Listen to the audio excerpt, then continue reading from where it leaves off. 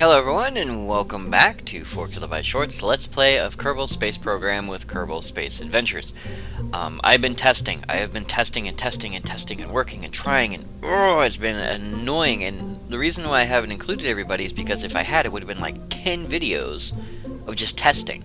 And not fun testing, like stuff blowing up. No, it'd be boring testing where I make little micro adjustments and fly up and then micro adjustment and fly up and then trash the whole thing and then start all over again and micro adjust. No, it's no fun. But because of all of that, I have come up with something that works. It does what I need it to do right now. So it's half tested. I'm going to say half tested. And it took a lot of work to get it even to this point. So test pod 563.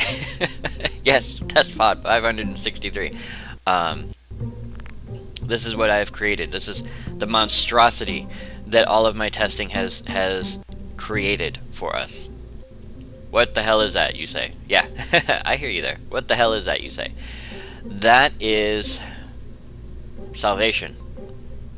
Yeah, that is actually, it's incomplete salvation, mind you, but that is salvation. Let's go ahead, and this is going to kind of screw up my numbers a little bit, I know, but let's go ahead and 4 batteries. How much do these weigh?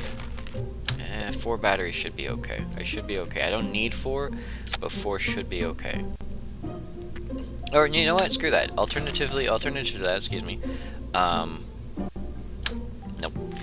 Nope. Yeah, alternative to that are these here. Here you go. We'll just... These will provide adequate power without adding too much weight. Whoa, really? No way, really? How much do these weigh? 0.08, crap. I need solar panels, I need power. I just tested this a minute ago without any kind of solar panels or power. And so because of that, it won't work, of course, without solar panels or power, and it needs those things. Those are very important things that it needs. So,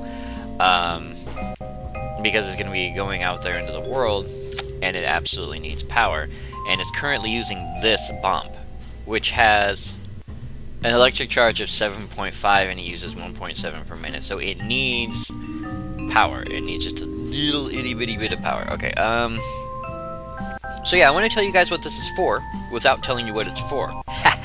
Super secret. You probably have an idea. You're probably like, yeah, I know what it's for, KB. I'm not an idiot. And that's fine. If you're not an idiot, congratulations. You have sussed it out. And I applaud you. Yay, golf clap. Okay, now, this is salvation, and I needed to do 3 things. I needed to be able to land on a planet, which is currently, well, I'm currently using. I'm really excited. I'm sorry if someone's coming. Anyway, I'm currently using deadly reentry, and because I'm using deadly reentry, it needs to come in and not burn up. That's stage 1. That's stage 1. Excuse me. Stage 2 is it needs to hold 4 Kerbals. Now, I know you guys are like, well, if you use 0.20, you could just put the seat. I know, and I thought about that, and oh, I was so tempted to put the seats and like do the thing and be like, oh my god, seats. No, yeah, but this is an alternative. This is a previous alternative, and it works. I had a little bit of a problem throwing 1 Kerbal into space. I'm not sure why that happened, but I was able to recover. So we'll have to work on that part. And so I need to hold 4 Kerbin, and it does. Has 4 ladders to hold 4 Kerbin. And then I also need it to take off from the ground of a planet and get into orbit. And so I'm testing it here on Kerbin, because Kerbin, of course, is, apart from Eve, the most difficult planet to get into orbit with, and this little guy can do it. He had about 500 meters per second of fuel left at the end, and it was a really unstable orbit at about like 125 by 63, so it was really low orbit, but it was orbit and it worked, and so this is functional. And so I do apologize that you weren't here for the building of it, but I went through like 200 iterations of this ship until I came to this one. So there it is. Now there's some more things we have to test. And as I said, we have to test whether or not this thing can make a re-entry. And to do that, pardon me, is really, really easy, because the next part, of course, is to test heat shields. So we get to do lots of burn-in stuff. Yeah, I know, right? Lots of explodey burn stuff. Yeah. So this is a standard heat shield, This is one of the heat shields that came with the Deadly Reentry pack, and it's the Skylight type aero braking heat shield. And so it's fitted with retracting cooling spikes to better absorb the heat over super compressed airflow. So it's 32,000 maximum temperature, but you can still explode. Plus, if there's anything sticking out, like these ladders, may blow off. Actually, so might those engines.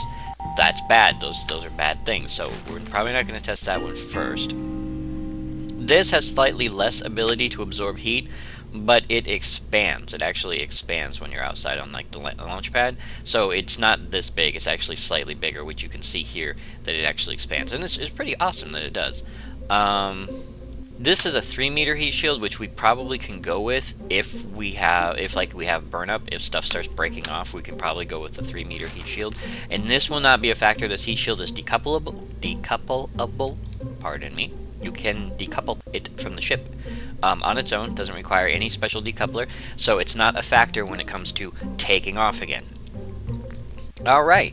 So because of all that wonderfulness, we are going to do that. Now that means we're going to be flying this thing upside down again. I always end up flying these things upside down. But we just need to get this thing into orbit, which shouldn't be too hard. Let me go ahead and put together an asparagus system. I'm actually going to put it together, get it off the launch pad, get it up there, and then we'll just start doing our test and burns. And if our test and burns work really, really good, then we'll just go ahead and move on to the next part, because I'm super stoked. We're getting super close. And you guys, if you haven't guessed, I'm sure you have. I'm sure a bunch of you out there are going, oh my god, he's going to do this thing. Go ahead, put it in the comments if you think, that's cool. But, if we can get this working, we're going to get this thing out to Drez where it belongs, and then from there, from there, so much awesome stuff. So, I will see you guys in orbit, and hopefully we won't have to test this too much, because all the components are in place. We just have to make sure they work together.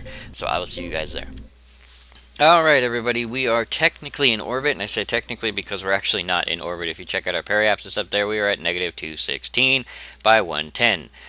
It's good because we needed to come back anyway. It's bad because it's just because these are being blocked by this, and therefore they can't thrust. They can if I wobble the ship back and forth, but because these are thrust vectoring, and I only have 2 of them, it basically spins me around. If you'd like a demonstration, we can go ahead and do that really quick while we're sitting here and we're crashing back down to the surface, because it's hilarious to watch. So we have it like this, and we throttle up. I mean, just go like that. so yeah, it gets really weird. And now that I think about it, I should really like slow us down, I suppose, or get us to stop spinning if we can. There we go. All right, do the best we can. The bump is on backwards. At least the game thinks the bump's on backwards. So I don't know. It's acting weird. Flying a ship backwards first makes my brain not work properly. So I know which way we're supposed to be facing, which of course is this way. And so that is what we're going to do. We're just going to face this way. We're going to ignite that, or do that, so that we don't have any problems. I don't have any lights on this thing, but I don't care. We do not want to decouple, but we do want to inflate our heat shield. So this is what it looks like when it inflates. Oh, that's wonderful. That is wonderful. That should absolutely protect this whole thing. So, oh wow, that is wonderful, isn't it? That is so nice. Okay, so now, whoa. Okay, there it goes. Now the physics have stopped dealing. So now the thing that I'm worried about here, we're gonna need parachutes. We're gonna need parachutes or something. We'll figure that part out next. That's the next part. But right now we just gotta make sure that when we want this thing to come in, it will come in, and it won't go fluid. Actually, with this heat shield, we know it won't. Well, okay. There's several. This is why I'm having trouble. Okay, let me try this again. We know the heat shield protects the entirety of the thing. That's great. We don't know where its center of mass is. That is not great, because without knowing where the center of mass is, we don't know whether or not this thing's going to want to come in properly, like we're facing now, or if it's going to want to flip over and come in with all the Bernie bits facing in the wrong direction. If that's the case, we have to figure out a way to rebalance the ship. So if you notice the big ships, the normal pods are shaped cone shape with the heavier end at the bottom, and when you bring those in, they always want to aerodynamically flow towards that end where the heat shield is supposed to be. Yeah, it's actually very hard to build a ship out of random parts and get it to do that. I don't know why that is. I've done it once, and I was using the pod, of course, so I don't know, maybe I'll have to use one of the pods, but I'd rather not, because it's actually working for us. So we just have to make sure this thing doesn't want to flip over, so that's what we're testing right now. After that, we're going to have to build a system to get this thing on the ground safely, whether that be parachutes or something else. I know I'm always super secretive. I hope you guys don't mind, because if I tell you what's coming up next, if I'm like, this is what's coming up next, this is what we're doing next, doesn't that get kind of boring? I mean, doesn't it get kind of boring to know exactly what's gonna come up, next in line? And it looks like we're doing okay with the whole coming in thing, but not 100%. It kind of wants to tilt, and if the air gets too thick, and yeah, it kind of wants to flip a little bit, and if the air gets too thick, it will absolutely no. There it goes. Okay, so this is what I was talking about. This is the problem that I'm having, which is that for whatever reason with the far pack, this is what wants to happen every time. It wants to flip over the wrong way. And if I decouple this thing, now we're coming in the right way, but we're going to explode. So I have to figure out why that's happening so that won't happen, because there should be no reason for it to want to flip over unless those were designed for without the aerospace pack. I love how I zoom in just as soon as it's about to explode. Yeah, so I'm thinking these were designed for the normal Kerbal air flow dynamics, and the aerospace research pack is like completely blowing them out of the water. That's what I'm thinking, and if that's the case, I may have to uninstall the FAR pack, because the FAR pack so far hasn't done anything for me because I don't build space planes. All it's done is made it easier to get some of the hitchhikers into orbit, and that's it. And since I can get a hitchhiker into orbit without that, that's not that big a deal. So I'm not sure what's going on, or maybe I'm not heavy enough for it. I don't know. We'll have to figure it out. We'll have to figure it out. So I'll see you guys probably back up here with either another different heat shield, or after I have removed the FAR pack. Yeah. So I'll see you guys then. Alright everybody, I uninstalled Ferrum Aerospace Pack, but I'm still having a similar problem with launching that I was having before. I think it might be the actual weight of this versus the thrust of this, even though it says I have enough. So we're going to go ahead and force our way into an actual stall out, I guess we could call it, because we're going to speed, and we're just going to see how this reacts to, well, the atmosphere, I guess. So we're going to do this. And we're just gonna see how it goes. I know this is terrible, right? It really is. How we doing? We good? I guess we're good. So let's go ahead and decouple. I don't know how this is gonna work. Let's just go ahead and inflate our heat shield and see how this works out for us in the event of flight. How is this working out for us? This is working out like a damn parachute is how it's working out. I thought I uninstalled the Ferrum Aerospace Pack. Maybe it's the heat shield then. Quite possibly. Okay, well, I made a modification to the home module's heat shield for the purpose of this, because it might actually be this inflatable bit here that's just completely flummoxed. I don't know. So I'm going to try the inflatable heat shield, not the inflatable, but the home module's heat shield, which I just increased the heat rating so that it would actually have a higher heat tolerance than 3,000 degrees. I mean, really. So, yeah, I'll get that locked on here. I'll get it up into orbit or close to it. We'll see how that is affected by this, and then I'll have to check to make sure I uninstalled Ferrum's Aerospace Pack correctly. But, I'll see you guys back out in orbit this time, I swear. Alright, everybody, here we are. But whoa. Come on. Okay, it just autosaves, so it's all acting weird. Anyway, here we are back in orbit. If you notice, this is the 3-meter heat shield for the home module. It works. I just modded it to increase the heatable temperature for the purpose of testing, because I realized that the heat shield I was using previously was a flat solid one like this, but it's only 2 meters across, which means it's just wide enough to protect this tank, but not any of the external components.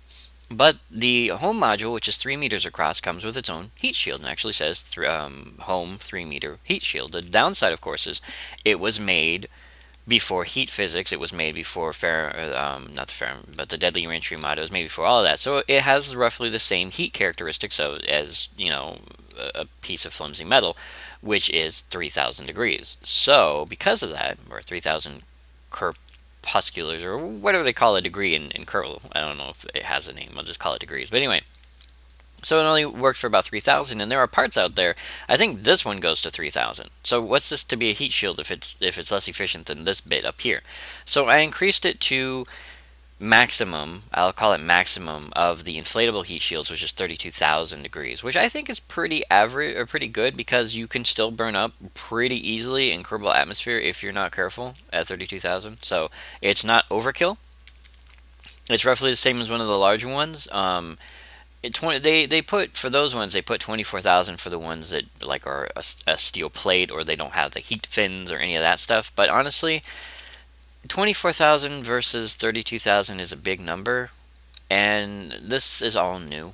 So so I'm going to go with the higher number for safety purposes. Plus, I'm not very good at this. I've only ever successfully brought in a ship once without blowing parts of it up. So we're going to test this out, and I'm going to get some practice, and these are two things we have to worry about. So let's go ahead. I'll speed it up a little bit, maybe. Just got to be cautious. And if I'm right, we shouldn't flip over. I mean, notice we're actually coming in, and I'm still pretty well under control of this thing. We're not flipping over. We're not doing anything like that, even without the oh, okay, there's our heat physics. So even without the Ferrum Aerospace mod pack, okay, yeah, we're good. We're good. I don't know, this thing might actually burn up still, but the fact that we're not flipping over, that's really what I wanted to try out. Whoop! It actually burnt my... Really? I'd like to know how the hell that just happened. Apparently the flames got through the heat shield and ignited... That's burning in. It got through the heat shield and ignited my clamp. I like how it's protecting the engine, though. Well, it was. Yeah, it got through the heat shield and ignited my clamp, but check that out. Didn't that look awesome? So, well, apart from the fact that it blew up, so it works. It works. We know it works. It actually protected itself. Why it ignited the clamp, I do not know, unless the clamp somehow magically bleeds through this. And if that's the case, I'm just going to use a different clamp, because I used the 3-meter clamp, which I've never used before, and it was kind of wiggy to begin with. So apparently apparently it works. Although these things are traveling at exactly the same speed, and they should not be. I don't know why that is. Maybe their drag resistance is exactly the same. I don't know. So, okay, so we have proof that the heat shield works, per se. We have proof that it won't flip the ship over. Yay. The ship I'm currently launching, the launcher I'm currently using to get this into orbit, will not get it into orbit. It's not really supposed to. It's just supposed to get it high enough to want to come back. That's fine. So I think I'll do one more off-camera test for the clamp.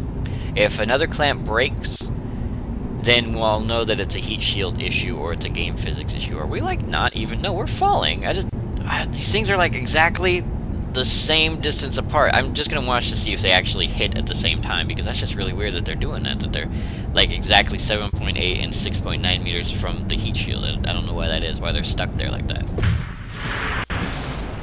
Okay, so apparently the heat shield is non-destructive at all. All I did was change your temperature. Why are you not destructive? Non-movable, not destructive. Can I end this flight? Okay, I can end the flight, so that means that it's not indestructible. I guess it's just really hard to break. That's... Alright, I'm not going to worry about that. I didn't change that, swear. Unbreakable parts is not on, swear.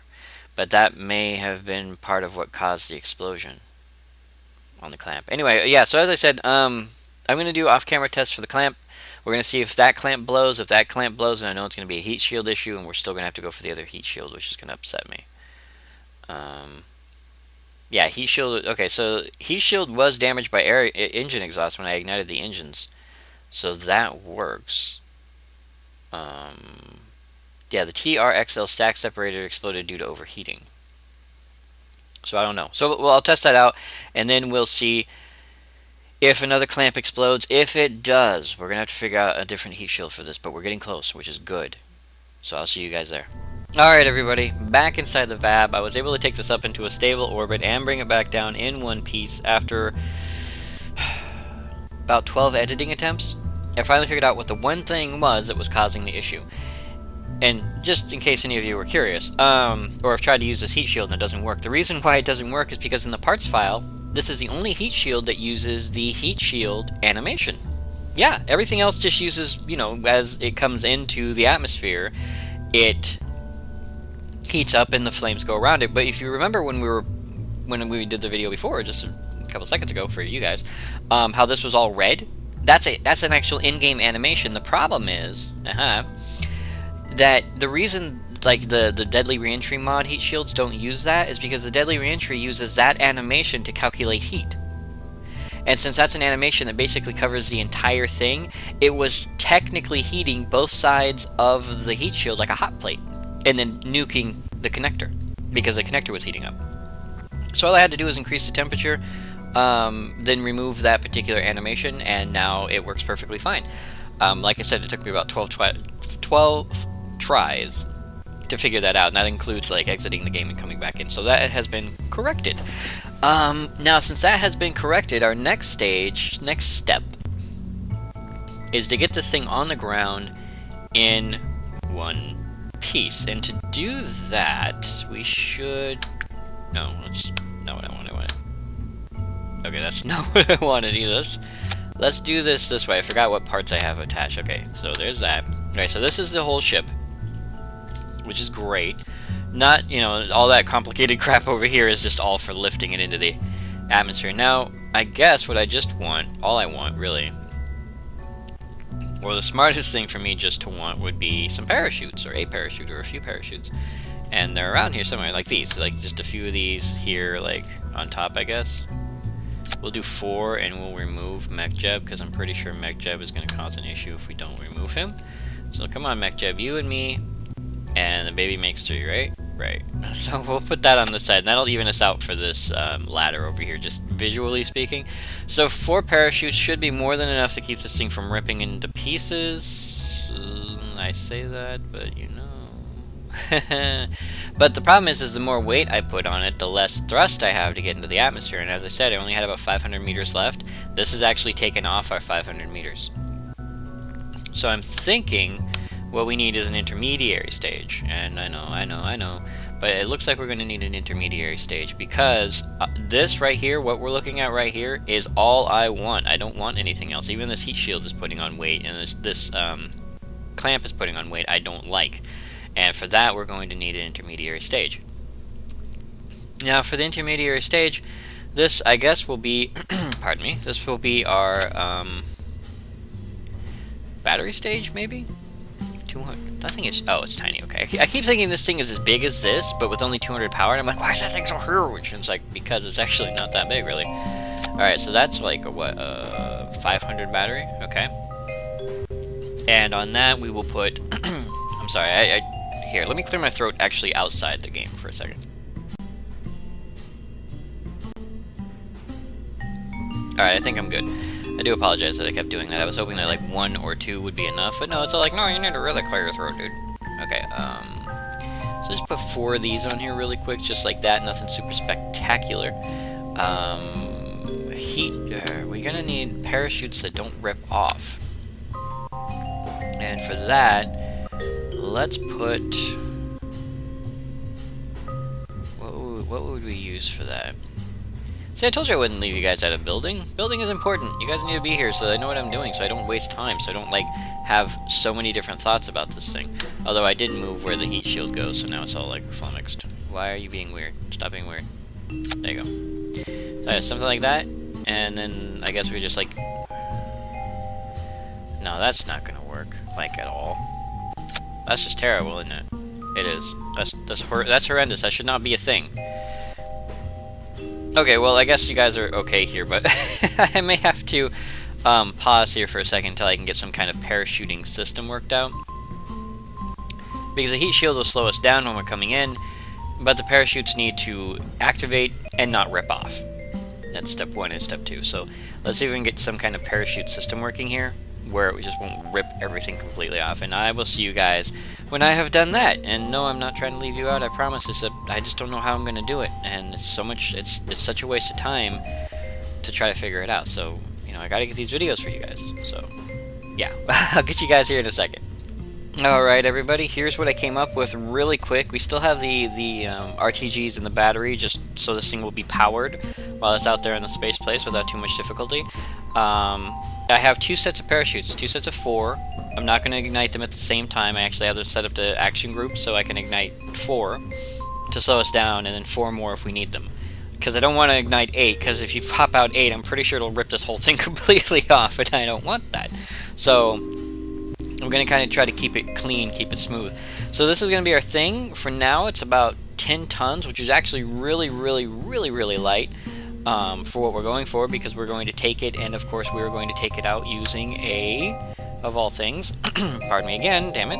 I just started recording and now I have to clear my throat again. Anyway, we're going to take it out using a, what's the word I'm looking for? Give me a second. Hitchhiker. So we're going to take it out using a hitchhiker, and 10 tons is super duper light for that. So, for now, I think we're going to go ahead and pause, and of course I'm going to get this into orbit, get a hitchhiker on it, and get it out to Drez, and then from there, we're going to go to stage 2. 3, 5, 10. I don't know, what stage are we on? But because this thing looks really, I don't know why I'm going to call it this, but it kind of reminds me of a pineapple with the nubbly bits up top. I'm sure it reminds other people of other things. Keep it to yourself. This is a family show. But for now, it's going to be the KSA pineapple. So there is the KSA pineapple. There is our ship of choice for now. We will, of course. That does not need to be there. That would be a very bad thing to have there. As a matter of fact, what clamp is that again? Yes, that would be a very bad thing to have there. This is also a bad thing to have here. Let's go ahead and just rearrange these to where they're right. There we go, okay. So yeah, I'll get this thing up into orbit. I will clear my throat while I'm there.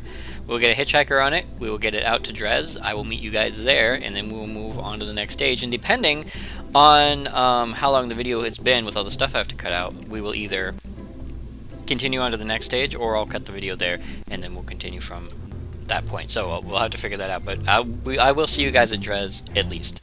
So I'll see you guys there. Alright everyone, as I said, here we are around Drez. Took forever to get out here. Used up all the fuel in here, so we are going to have to refill it because I didn't disable crossfeed, but we still have some fuel left here, and a teeny tiny bit left here, and that's more than enough to rendezvous with the hammer, which is great.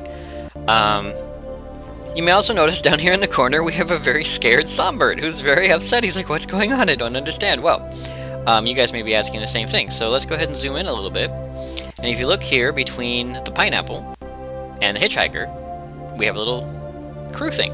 And what I did is I basically put the hitchhiker inside the subassembly loader, and then I created this, and then I popped it on the end. And this way what we can do is when we're going to undock from here to refuel. When we do that, Songbbird's going to get out, and he's going to be, unfortunately for him, he was next up on the roster, he's going to be our refuel guy. He's going to be our guru of the hammer. He's going to be our Thor, as it were, I suppose you could say. Oh, well, yeah, this particular model outside of the map screen does not lag for whatever reason, and I don't know why. Inside the map screen it lags so horribly. Maybe it's trying to tell me to stay out of the map screen, I don't know. But anyway, apart from the shadows all going wiggy, we are here, we are around Drez. We're in a rather eccentric orbit. Lowest point is like 49,000 meters, and highest point's like 150, but that's just so we can rendezvous with the hammer more easily. But like I said, see you guys around Drez, and here we are with Songbird. And of course, I think we're going to go ahead and pause the video here. It's been a long recording, much longer than I meant it to be. Not the actual recording part, but the part I had to do. And so I'm going to go ahead and just kind of bundle this up into this episode for you guys so that I can get it out there, because I've been kind of behind on KSP, and I do apologize for that. So Songbbird's out here, and when we have Kerbal out here, you know that we're getting geared up, because I don't bring Kerbal out unless I have to. So we have ourselves a Songbird, and I really am sorry, Songbird. I really am. But anyway, once again, I would like to thank you all for joining me for Killed by Short on this Let's Play of Kerbal Space Program with Kerbal Space Adventures, and I promise in the next couple of episodes you will not be disappointed to have stuck around this long. Or maybe you will be, I don't know. But I will see you in the next video.